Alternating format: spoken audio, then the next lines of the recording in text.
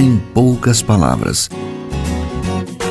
Um olhar sobre o mundo, a vida e a sociedade, à luz da Palavra de Deus, com Augustus Nicodemos. Cá estamos nós, mais uma vez, no seu receptor, através desta emissora e também dos dispositivos que você usa para nos acompanhar. Que bom, a tecnologia nos ajuda com isso, né? Alcançamos o mundo inteiro, pastor. É verdade, Nadson. E aproveitamos aqui para solicitar aos nossos ouvintes que continuem a difundir o programa, compartilhar o link, os links, os podcasts. Também, querido ouvinte, se você está nos ouvindo agora pelo rádio, chama aí o seu familiar, seu amigo, para ouvir com você mais um programa Em Poucas Palavras. Exatamente. Um abraço para os nossos ouvintes também da Rádio IPB, que sempre está passando, veiculando os programas em 2 horários diferentes, às 9 e às 19 horas. Bem, vamos ao tema de hoje. Ouça o que diz a palavra de Deus. Isaías 7,14 diz: Portanto, o Senhor mesmo vos dará um sinal. Eis que uma virgem conceberá e dará à luz um filho, e será o seu nome Emanuel. Isaías 9,6 diz: Porque um menino nos nasceu, um filho se nos deu, e o governo estará sobre os seus ombros, e o seu nome será Maravilhoso Conselheiro, Deus Forte, Pai Eterno, Pai da Eternidade, Príncipe da Paz. A promessa da chegada do Messias e como isso foi compreendido na época de Jesus. Tema sugerido por um ouvinte internauta direto da Europa. Pastor Augustus, o Henrique, lá de Londres, ele diz: não sei se a minha pergunta pode ser respondida em poucas palavras, mas vamos lá. Se os fariseus eram os maiores conhecedores das Escrituras na época de Jesus, por que eles não o reconheceram como o Messias, tendo em vista todos os sinais que podiam ser vistos nas Escrituras e que hoje os cristãos percebem claramente, e continuam não crendo? Isso. Nadson, a própria Bíblia nos dá a resposta, porque esse assunto, ou seja, a rejeição de Cristo por parte dos fariseus, dos líderes judeus e da nação em geral, esse assunto foi objeto de registro nos evangelhos e também nas cartas dos apóstolos. Eu vou começar aqui com uma explicação dada pelo próprio Jesus, está lá no Evangelho de João.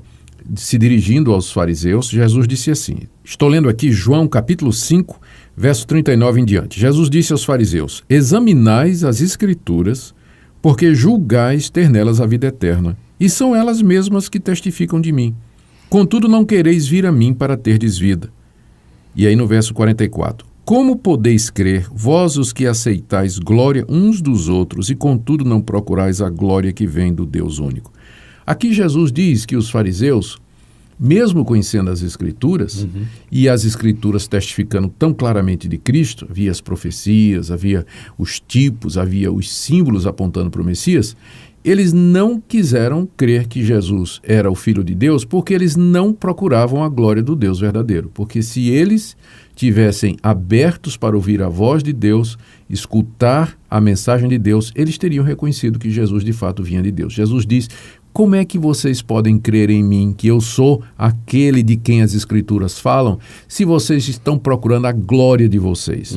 O que significa buscar a glória, Isso vai ficar mais claro quando nós chegamos lá em Romanos capítulo 10 e o apóstolo Paulo trata desse mesmo assunto. Na verdade, lá em Romanos capítulo 9, eu vou começar com o verso 30. Paulo diz assim: e que diremos, pois? Os gentios que não buscavam a justificação, ou seja, o perdão de pecados dado por Deus, vieram a alcançar esse perdão. Todavia, o perdão que decorre da fé. E Israel, a nação de Israel, que buscava a lei de justiça, não chegou a atingir essa lei. Por quê? Porque não decorreu da fé, e sim como que das obras, e tropeçaram na pedra de tropeço. Ou seja, Paulo está explicando aqui que a razão pela qual os judeus não perceberam que Deus justifica o pecador por meio da pessoa de Cristo era exatamente porque eles entendiam que a salvação era pelas obras. E por essa razão, Eles não podiam reconhecer em Jesus de Nazaré o Salvador. Veja o que Paulo diz ainda na sequência, Romanos capítulo 10, verso 1 em diante. Irmãos, a boa vontade do meu coração e a minha súplica a Deus a favor dos judeus é para que sejam salvos, porque eu dou testemunho de que eles têm zelo por Deus, porém não com entendimento. Porque, desconhecendo a justiça de Deus e procurando estabelecer a sua própria, não se sujeitaram à justiça que vem de Deus, porque o fim da lei é Cristo para a justiça de todo aquele que crê.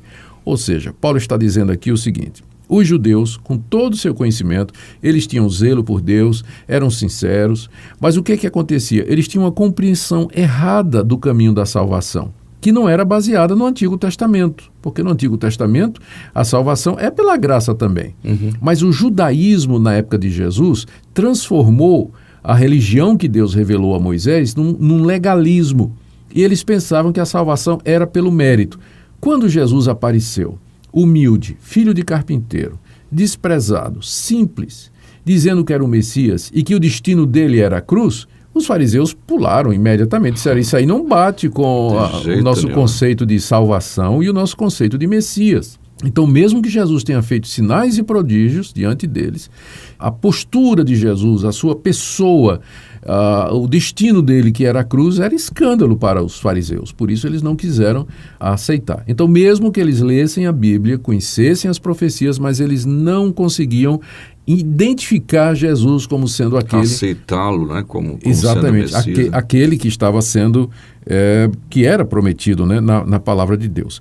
Agora, eu quero ler também a segunda carta aos Coríntios, capítulo 3, a partir do verso 14. Paulo diz assim: mas os sentidos deles, eles aqui são os judeus, se embotaram.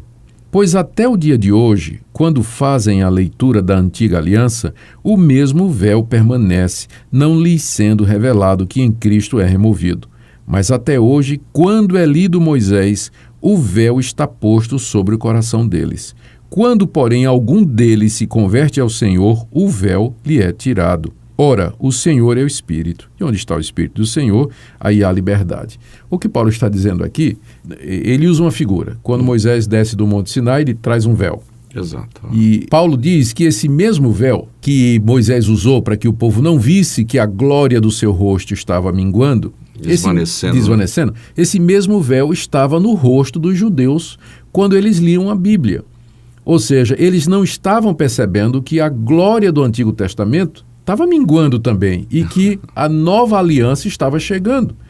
Então, Paulo diz, todo sábado eles estão lendo Moisés nas sinagogas, mas eles não conseguem entender, eles não conseguem ver Jesus como sendo o centro das Escrituras.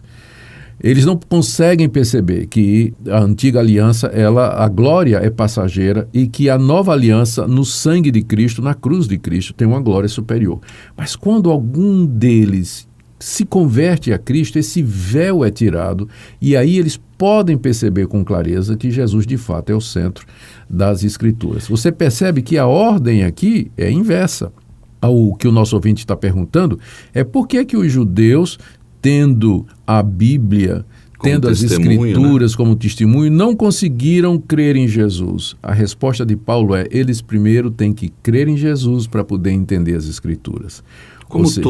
Como todos nós. Só depois da conversão, da regeneração, que Deus abre os nossos olhos, é que nós podemos ler a Bíblia com entendimento e perceber o seu significado. Ou seja, por mais que uma pessoa conheça a Bíblia, conheça as Escrituras, se não houver fé em Jesus Cristo como sendo o Senhor e Salvador, esse entendimento não é um entendimento salvífico.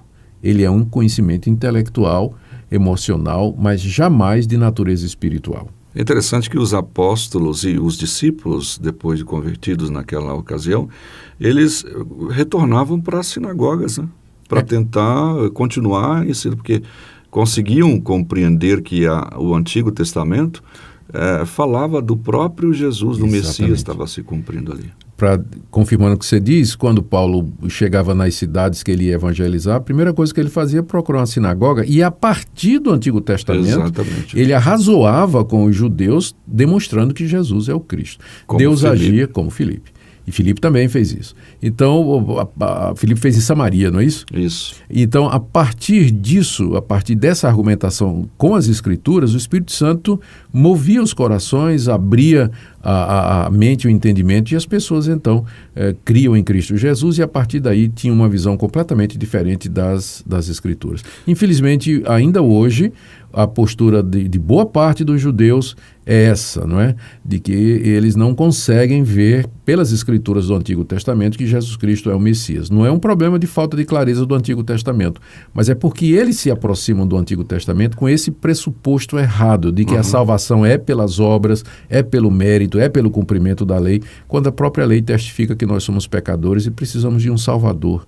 Você estava falando, eu estava aqui procurando, né, e encontrei aquela passagem de Lucas 2, quando Jesus é apresentado no templo, e ali tem o cântico de Simeão, e Simeão, então, ele reconhece aquele menino como sendo o Messias. Mas no finalzinho, lá, antes de devolver a criança, ele diz assim, abençoou, e diz, eis que esse menino, lá em Lucas 2, 34, eis que este menino está destinado tanto para a ruína, como para levantamento de muitos em Israel e para ser alvo de contradição. Ou seja, Jesus não seria aceito por todos ainda, né? Ele seria exatamente também a condenação, continuaria sendo. Sim, lá no início, no prólogo do Evangelho de João, está escrito, ele veio para o que era seu e os seus não o receberam. Mas a todos quantos o receberam, deu-lhes o poder de serem feitos filhos de Deus. Eu creio que isso tudo estava dentro dos propósitos de Deus. A nação de Israel, no tempo em que Jesus veio, ela havia desenvolvido uma crença ou crenças acerca de Deus e das Escrituras que não representavam mais aquilo que Moisés havia ensinado, não é? Jesus, no Evangelho de Mateus, capítulo 25, ele condena os fariseus exatamente pelo acréscimo de leis e de regras e que eles mesmos não conseguiam cumprir, mas que eles colocavam como fardos, a ponto de Jesus dizer que quando o fariseu fazia um discípulo, fazia-o 2 vezes filho do inferno, não é? Então, tanto fardo, né? Então a hermenêutica judaica no século I estava comprometida com esse conceito do legalismo, de trazer tradições e regras e acrescentar a lei de Moisés. Então, esse é o motivo pelo qual Jesus não cabia na interpretação deles. Isso era tão sério, né, pastor, que até Paulo, ao escrever aos Gálatas, falou sobre esse ranço, né, de querer fazer de volta, trazer de volta. Isso. E ainda hoje tem gente querendo trazer para dentro das igrejas evangélicas o ranço do judaísmo. Pois é, então está aí o nosso ouvinte, o Henrique. Você ouviu a explicação de hoje. O certo é, eles não vão compreender enquanto não forem, os seus olhos não forem abertos pelo Espírito Santo de Deus. Uma vez que isso acontecer, as Escrituras ficarão claras, como ficou para mim e ficou para você, por causa dessa ação do Espírito Santo de Deus. Oremos por eles, né, pelos nossos amigos que ainda continuam cegos diante de tantas evidências. Chegamos ao final de mais uma edição do programa Em Poucas Palavras, agradecendo a sua audiência em todos os canais disponíveis para que você acompanhe o nosso programa. O WhatsApp é 6296389557, e-mail empoucaspalavras@terra.com.br. Pastor. Mais uma vez eu queria renovar o convite para você, querido ouvinte de Goiânia, da cidade de Goiânia, para todas as quartas-feiras, às 20 horas, nos visitar lá no templo da Primeira Igreja Presbiteriana de Goiânia, onde eu estou fazendo uma série de exposições bíblicas no Novo Testamento. Estamos atualmente estudando a 2ª carta de João. Você que não tem compromisso com sua igreja na quarta-feira à noite e você gostaria de ter um tempo de refrigério, de estudo bíblico, de comunhão, venha participar conosco. A entrada é franca, começamos às 8, terminamos às 9 da noite e há um período para perguntas e respostas. Você é muito bem-vindo. A gente se vê por lá ou aqui em nosso programa. Muitos que procuram sem achar a solução por caminhos que não conduzem à salvação. Em poucas palavras. Um olhar sobre o mundo, a vida e a sociedade, à luz da Palavra de Deus. Apresentação Nadson Matias. Comentário Augustus Nicodemos. Um programa da Primeira Igreja Presbiteriana de Goiânia, Rua 68, esquina com 71, Centro. Visite o nosso site www.pipg.org. Apoio Seminário Presbiteriano Brasil Central, Goiânia.